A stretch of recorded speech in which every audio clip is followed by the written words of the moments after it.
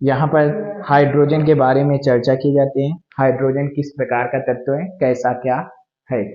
तो यहाँ पर आपसे क्या कहा जाता है, हाइड्रोजन जो आवर्त सारणी का पहला तत्व होता है जिसका संबंध 1h1 होता है। यहाँ पर आपसे क्या कहा जाता है, जो आपका नीचे लिखा होता है, किसी भी तत्व के जो नीचे लिखा होता है उसे क्या कहा जाता है, एटॉमिक नंबर कहा जाता है। क्या कहा जाता है, एटॉमिक नंबर। जो नीचे लिखा होता है उसे क्या कहा जाता है, एटॉमिक नंबर। हिंदी में क्या कहा जाता है, इसे परमाणु क्रमांक कहा जाता है। जो नीचे लिखा होता है उसे क्या कहा जाता है, एटॉमिक नंबर। हिंदी में क्या कहा जाता है, परमाणु क्रमांक कहा जाता है। एटॉमिक नंबर, परमाणु क्रमांक, जिसे जेड से लिखा जाता है।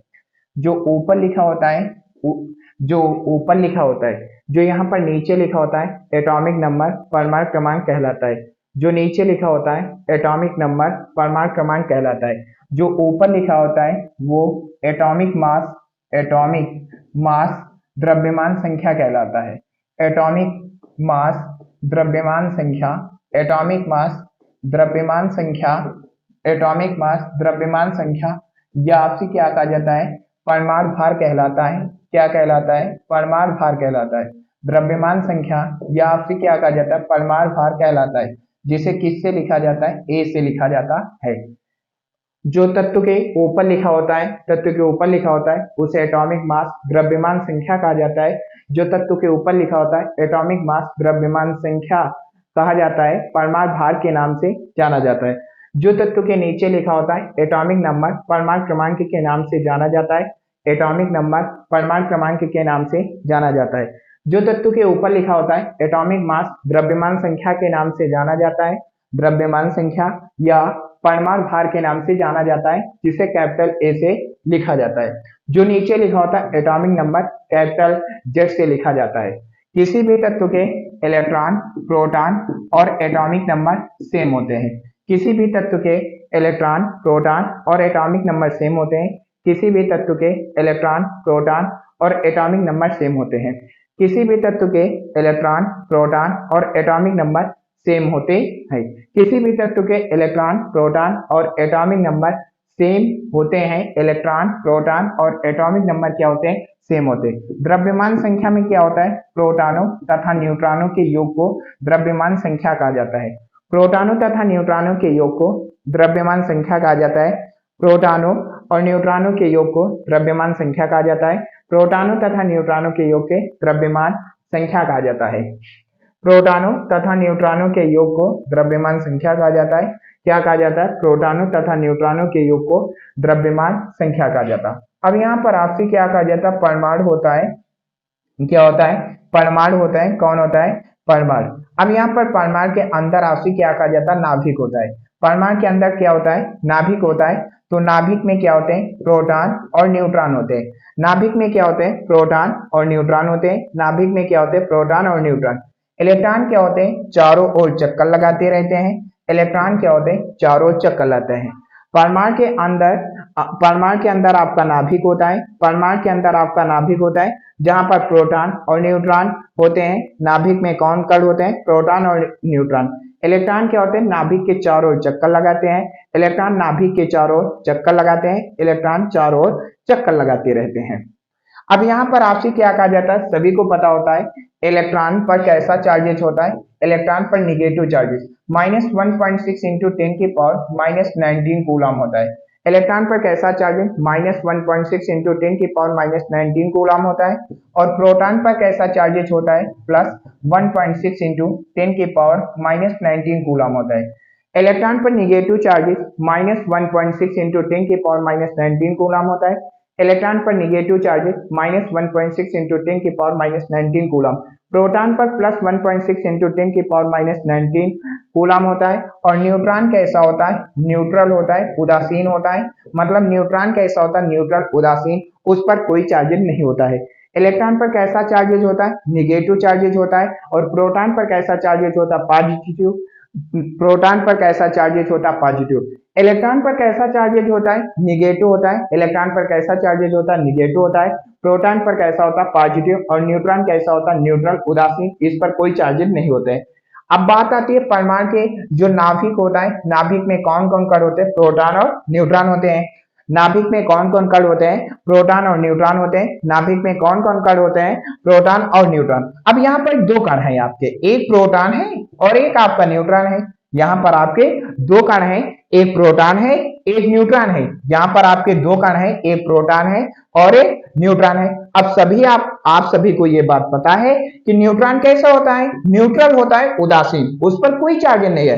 न्यूट्रॉन कैसे होता है, न्यूट्रल होता है, उदासीन होता है, उस पर कोई चार्ज नहीं होता है। न्यूट्रॉन कैसा होता है, उदासीन होता है, न्यूट्रल होता है, उस पर कोई चार्ज नहीं होता। अब बचा आपको कौन, प्रोटॉन बचा है। तो नाभिक में आपके पास दो कण है, नाभिक पर आपके पास कितने कण है, दो कण है, एक प्रोटॉन और न्यूट्रॉन। न्यूट्रॉन कैसा होता है, न्यूट्रल होता है, उदासीन, उस पर कोई चार्ज नहीं होता है। और वहीं पर प्रोटॉन पर कैसा होता है, पॉजिटिव होता है। तो इसलिए न्यूट्रॉन तो बेकार हो गया, न्यूट्रॉन क्या हो गया, बेकार, इस पर कोई चार्ज नहीं, बचा कौन, प्रोटॉन। इसलिए जो आपका नाभिक होता है, नाभिक कैसा होता है, धनावेशित होता है। नाभिक कैसा होता है, तो धनावेशित होता है। नाभिक कैसा होता है, धनावेशित। अब आपको पता है कि इलेक्ट्रॉन और प्रोटॉन, इलेक्ट्रॉन और प्रोटॉनों की संख्या सेम होती है। किसी भी तत्व में इलेक्ट्रॉन और प्रोटॉनों की संख्या क्या होती है, सेम होती है।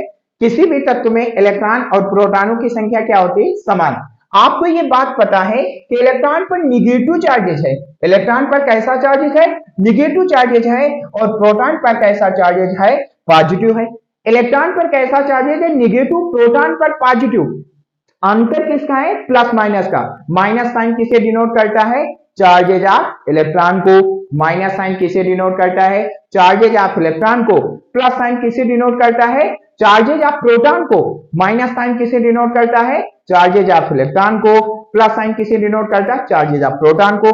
अब यहाँ पर इलेक्ट्रॉन और प्रोटॉन के आवेश समान है, मतलब चार्जेज बराबर है, और अंतर किस बात के हैं, प्लस माइनस के।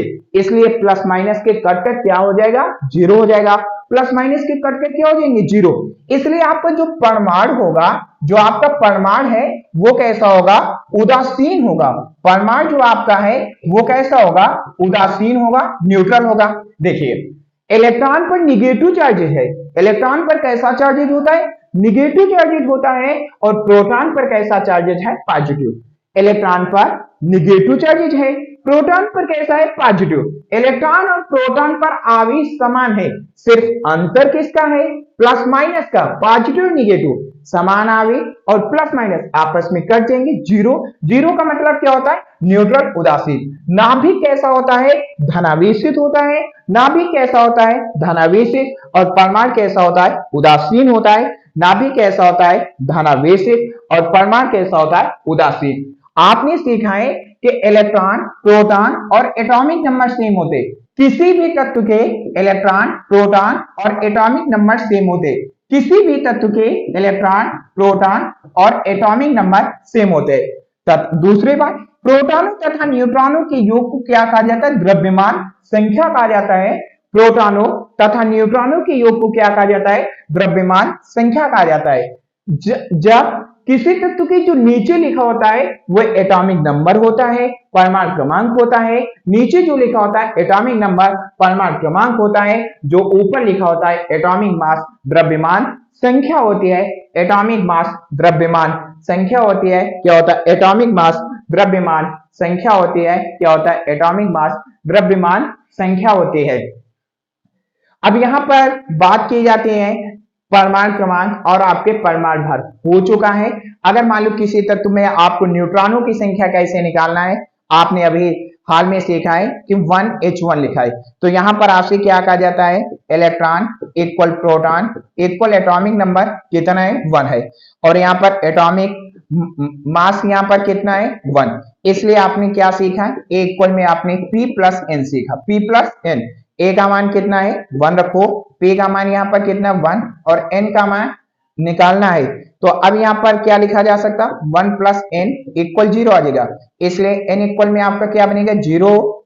N यहाँ पर आपका 1 प्लस N इक्वल में आपका 1 है, तो इसलिए यहाँ पर आपसे क्या कहा जाता है, तो आपका 1 प्लस का ट्रांसफर माइनस में, ये प्लस माइनस खत्म हो जाएगा तो n इक्वल क्या आ जाएगा 0।